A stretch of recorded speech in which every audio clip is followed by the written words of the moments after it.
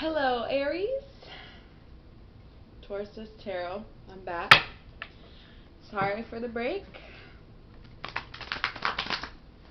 Get right to it. Gonna jump right in with the Ace of Swords.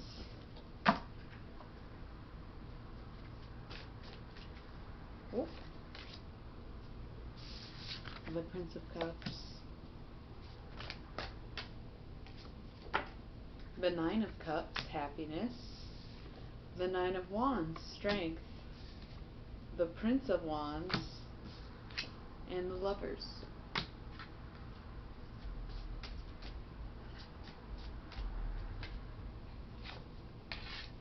Six of Swords on its side, science. The Magus. Ten of Discs.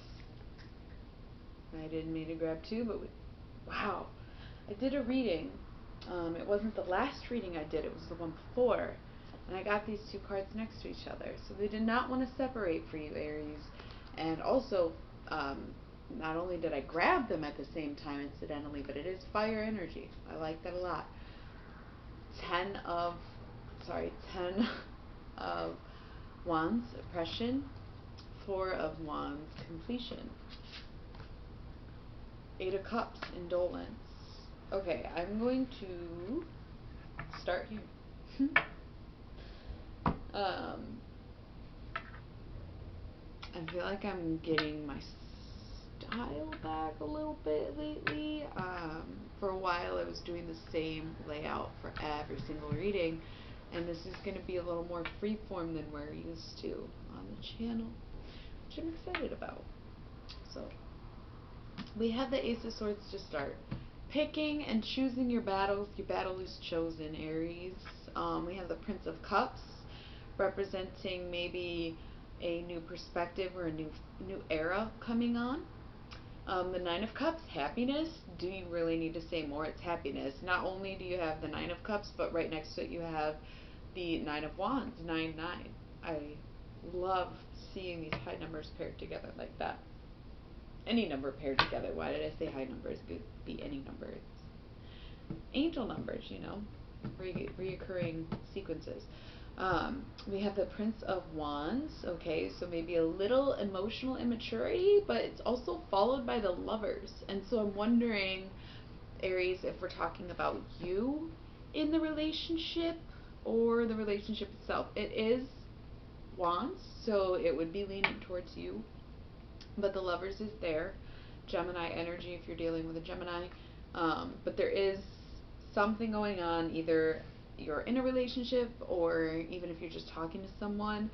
There is a little mention there of some emotional immaturity happening in a relationship. There also might just be a decision that you need to make and you're not thinking about it in the best way, and you're not being your highest self when it comes to decision making. So it could go either way. But overall, pretty good energy, I think. I think it's the double nines, the Ace of Swords, like you're really figuring things out. I think all the readings this year have been up and up and up for you, Aries. So I'm glad to see it. I do know it's been a little more of a roller coaster when it comes to the love life stuff. So seeing the Prince of Wands with the Lovers might just be another reminder not to rush things and not to be like obsessive came to mind. But other than that, I think you're doing pretty good. Six of Swords being on its side, just remember it can go in either direction. So it's kind of like all swords in. We are getting things worked out, right? But if it's on its side, it could also fall apart. So just be wary. This might be about that decision that you're trying to make. However, the Magus, the Ten of Discs, the Ten of Wands, another double. And I said high numbers too. I wasn't even paying attention. I know they were sitting in front of me, but I was so focused on these two being paired that I didn't even notice that these two are paired. Okay, so you have double tens. It is the Ten of Wands, which is oppression, but I'm not getting that anxious, depressing feeling that I normally get from the Ten of Wands. This is emotions and money, stability, materials, coming together and being balanced with each other. 10-10. I love to see 10-10 on the clock. Like, you got 9-9 and 10-10. Very, very powerful in your zone kind of energy there for you, Aries. With the Magus in front of it and the Four of Wands behind it, like, very up and up. Your finances have been good all year, though. Despite everything that's been happening for a lot of people, like, you managed this year, and it shows. I think that the double tens is really good, and the oppression with the completion also kind of indicates the end of some mental health struggle. So, again, overall great energy, Aries. You're fucking crushing it. But then we do have this Eight of Cups, which is indolence. I was trying to pick it up, but you can see it. Eight of Cups, indolence. So this would almost kind of, it doesn't necessarily contradict the Lover's card, but it's almost like if you're in a relationship, you're still feeling lonely, and if you're not in a relationship, you're feeling lonely. You know? So, despite how good everything is, there's that residual feeling of like, damn, right? I am alone. It's not that you should feel that way, but you do, right? Whatever makes you feel that way, who knows? Let's pull a few more. Five of Discs, worry. Five of Swords, defeat. Double fives, dude! What the fuck? I honestly, I've never seen anything like this. I can't think of a time I had more than one double in the same reading. I really can't. This is beautiful. Double fives. Look into some numerology and angel numbers. Ace of Wands. Three of Cups. Queen of Cups? Yep. And the Empress. Okay. So you have worry and defeat. That's the same energy as oppression and completion. Yes, you had some anxiety about something, but you overcame it. Defeat doesn't mean that you are defeated. It can also mean that you are defeating something. And I'm keeping that energy level up for you, Aries. I'm digging the reading. Ace of Wands, kind of going along with the Ace of Swords. You know, you got things figured out. You're stable. Your emotions are secure. Like, you are doing good. The Three of Cups, abundance. Let it flow. Let it come to you. The Ten of Discs, the Three of Cups, wealth and abundance in the same reading. Like, you have nothing to worry about right now, Aries. So fucking own that shit. Just appreciate how awesome you are and appreciate how well you've handled shit this year. It has been a hard year for everyone, no doubt.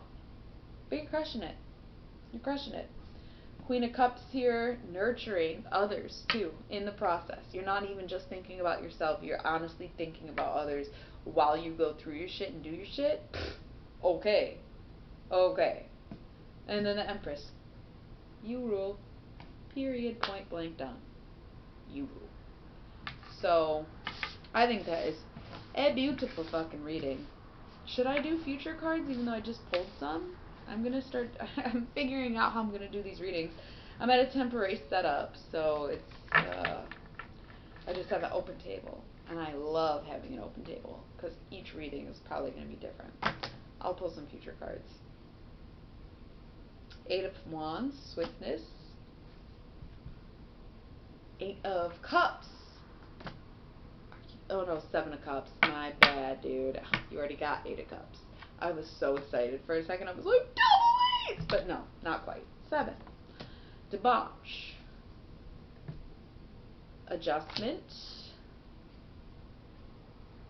Queen of Swords.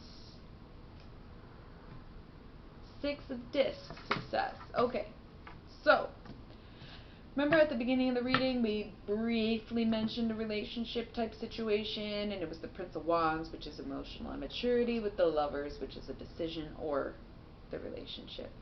What I'm seeing here is if you act too quickly on your emotions, you are going to end up being cheated. I'm not saying your partner is going to cheat on you. I'm not saying that you are going to cheat on someone. You are going to feel betrayed in some way, even if it's to yourself, from yourself. If you act too quickly on how you're feeling in this moment, because what I'm getting from this energy and from the reading in general, um, it's sort of like you are not feeling great. Everything's going great, but you're not feeling great. And so if you act in these feelings of not feeling great and you're not sitting here being appreciative of the things that are going well, you are going to cheat yourself out of something amazing. Um, you will get over it. Adjustment is here. You will get over it. Queen of Swords, you will fight through it. And Six of Discs, you will be successful. But why go through that at all? That was crazy. Why go through that at all? Okay? So don't act too quickly on emotions that are temporary. Gonna pull. Oh, okay, that was quick. We've got Zafan. I've never seen him before. Zafan. Let's see what Zafan has to say. Zafan is said to have been highly respected in hell for his inventiveness. In fairness, the idea of setting heaven on fire was probably considered very novel, at least, but such a violent act would have been, by its very nature, destructive instead of inventive. If I had succeeded, it seems that Zafan might have been better off giving more thought to the best way to express his support of the rebellion. Okay. Beware of being swept into a mob mentality, of taking disputes and protests to violent or disruptive actions. Whoa, that's crazy just because of everything that's going on in the world right now. But we are talking more work related. So you can take it how it resonates, but if somebody wants to start shit and try to get you on their side and you like your job, don't feel pressured or obligated to join in on the hate of something you love. Right? So something to think about. I forgot my number cards, so I cannot pull you a lucky number. Maybe next time. But that's going to be the message for you, Aries, and I will see you soon.